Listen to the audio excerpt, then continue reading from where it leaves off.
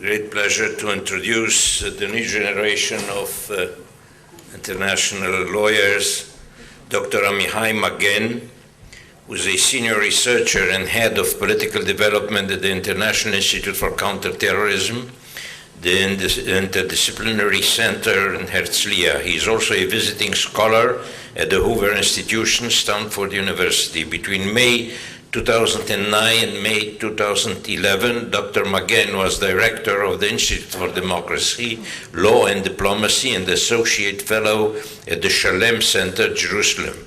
Between 2005 and 2010, Dr. Magen was a lecturer on law at the Stanford Law School and a fellow at the Center on Democracy, the Development and the Rule of Law, Freeman Spogli Institute, Stanford University. In 2008, he became the first Israeli to receive the prestigious National Fellow Award at the Hoover Institution at Stanford University.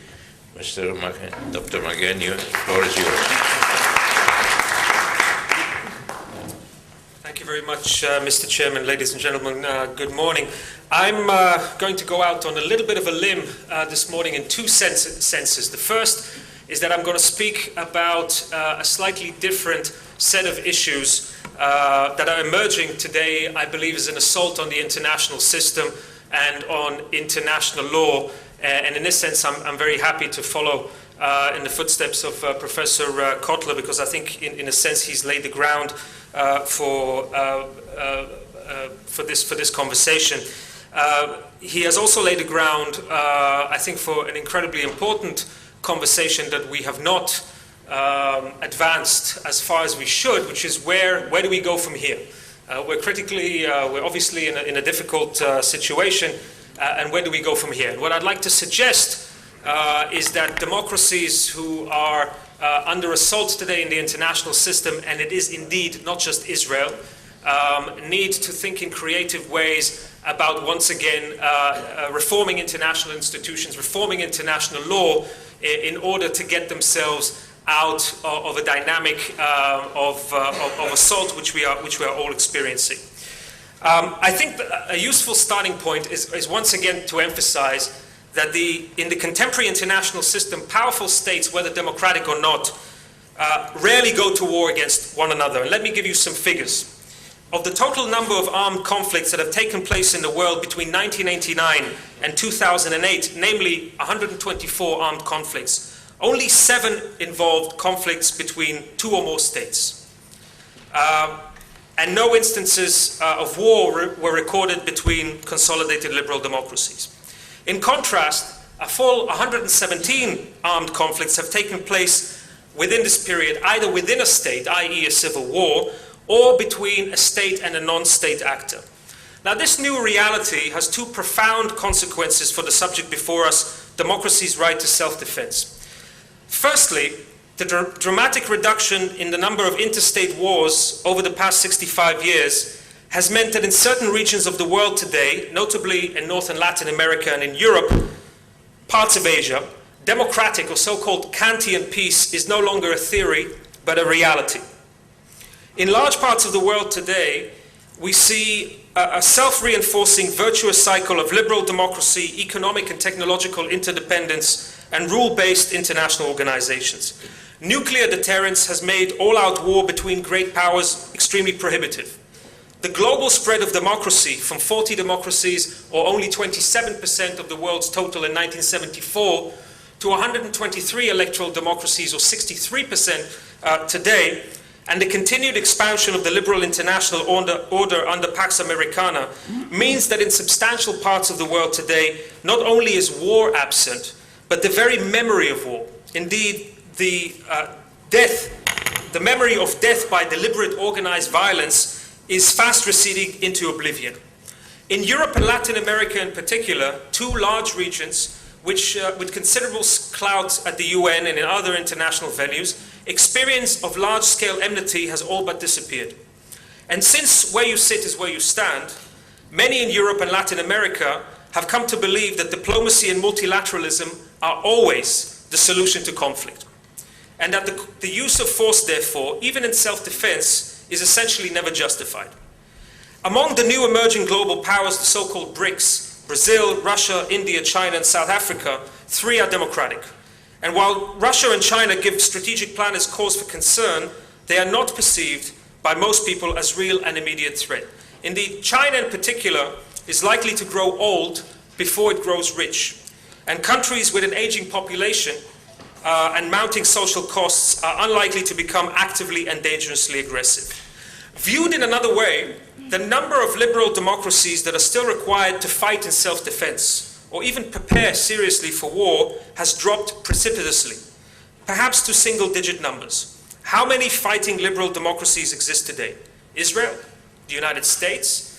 At a stretch, maybe we would add Australia, Britain, Canada, India, South Korea, and Taiwan, perhaps. There's a movie called The Loneliness of the Long-Distance Runner, I think, and I think that today we are suffering from the loneliness of the fighting democracy. Fighting democracies are few, and therefore they are lonely. And this is partly why liberal democracies are now forced to defend their very right to self-defense, the most fundamental right of self-preservation that until comparatively recently has been taken for granted. That is why we even need to hold a conference on the topic of democracy's right to self-defense today. But of course, war and the threat of war have not vanished. They have mainly shifted form. And this brings me to the second fundamental consequence of the changing nature of warfare on democracy's right to self-defense. Democracies today are compelled to defend themselves overwhelmingly, not from powerful states, but from relatively backward Islamic states, their proxies, and transnational terrorist networks. All of these enemies depend on exploiting weak and failed states and other ungoverned spaces, such as maritime sea territories off the coast of Somalia, for example. All of these new enemies basically rely on weak states, failed states, to advance their local, regional, and global goals. Even the most powerful Islamist states, Iran and Pakistan, have so far at least chosen to fight through non-state actor proxies housed in ungoverned or undergoverned spaces. Hezbollah in Lebanon, Hamas in Gaza, the Supreme Council of Islamic Revolution in Iraq, and Taliban and Hizbul Mujahideen in the case of Pakistan's proxy war with India. And of course, Al-Qaeda and its affiliates can effectively plan and organize attacks today only from within states that either actively harbor them, such as Pakistan, or are too weak and illegitimate to govern effectively. And the list here is long and getting longer. Afghanistan, Iraq, Somalia, Yemen, Algeria, Mali, Mauritania, Niger, and now possibly Sinai, Libya, and Syria. In today's world, the combination of Islamic states and their proxies hijacking ungoverned spaces poses arguably the greatest, most immediate threat to the free world. The availability of weapons of mass destruction, porous borders that facilitate weapons, drugs, and human trafficking, and the ongoing globalized Islamic insurgency, both Shia and Sunni, have created an historically unprecedented situation in which actors and polities with very limited material resources endanger the security of much more powerful states. This is one of the outcomes of globalization, what Thomas Friedman has called the hyper-empowered individual, the hyper-empowered non-governmental organization, the hyper-empowered terrorist network. The use of proxies to fight from within the territory of weak or failed states is also pernicious in that it defies conventional categorization of armed conflict, it blurs state responsibility for armed attacks, and it undermines deterrence. Moreover, it is critical that we appreciate that the nature of this struggle is fundamentally a political one. It is in essence a struggle over the very nature of the international system itself. Whether we are dealing with Iran's revolutionary regime, violent offshoots of the Muslim Brotherhood, or Al-Qaeda, what is common to all elements of the globalized Islamic insurgency is that its leaders do not accept the existing nation-state-based international order. The stated strategy of the Islamists is the overthrow of the liberal international order and existing international law, and its replacement with local, regional, and eventually global caliphates.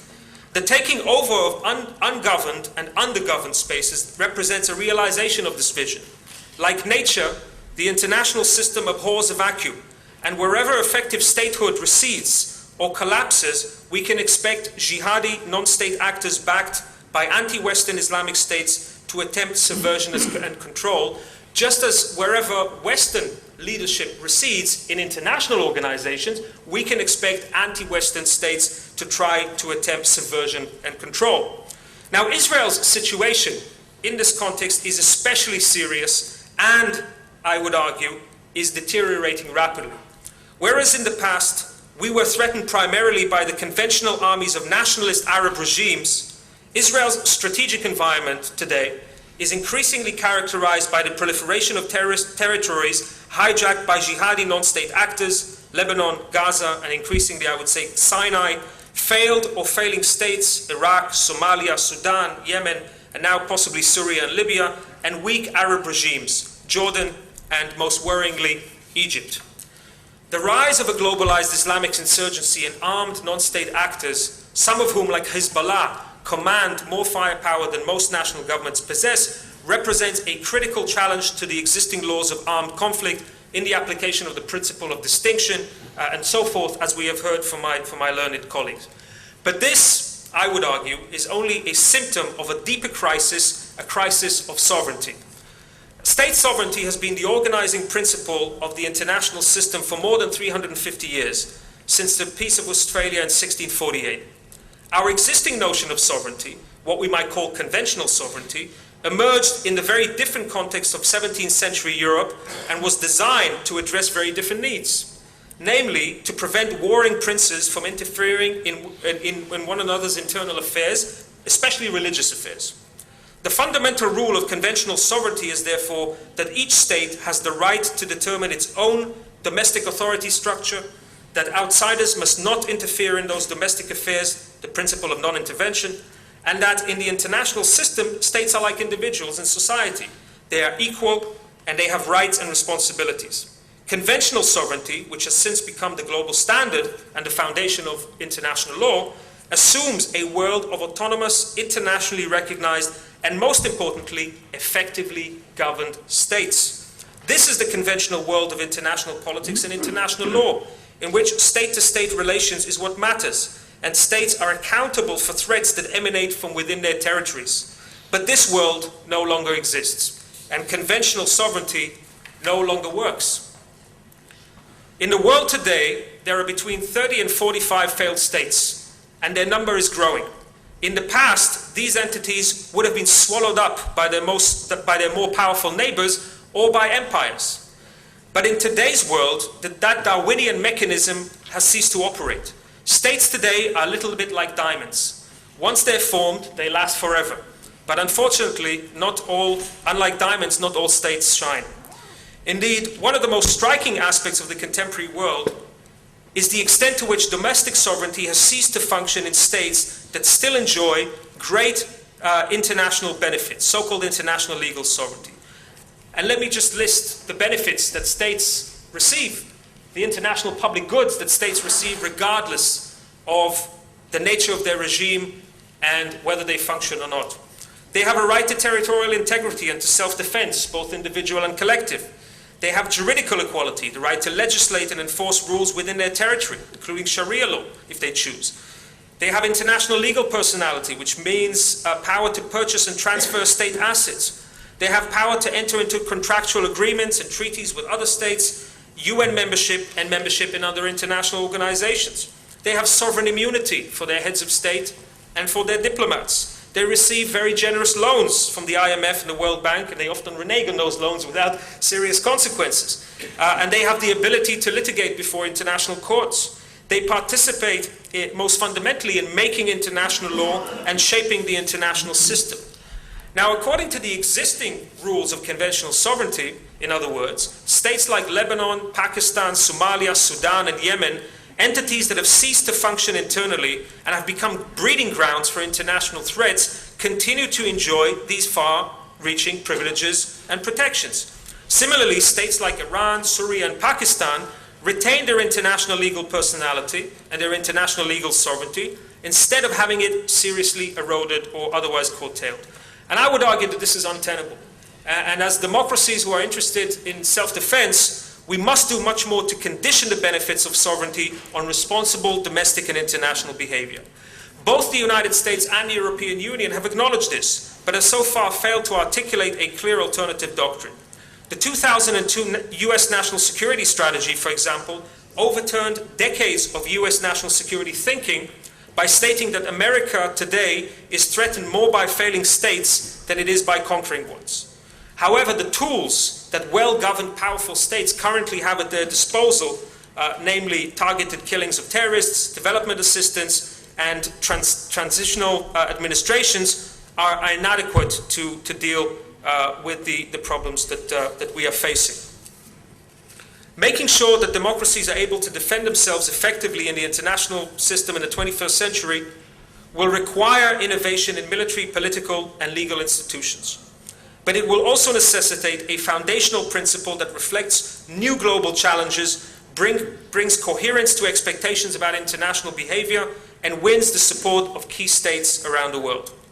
One idea that has been raised by some scholars and practitioners is to extend state-like responsibilities and rights to troublesome non-state actors. So according to this rationale, groups like Hezbollah, Hamas, and Al-Qaeda would be engaged and brought into a new legal regime. They will be, if that will happen according to this rationale, they will be more likely to play by the rules of international humanitarian law. This, I believe, is a deeply flawed proposition.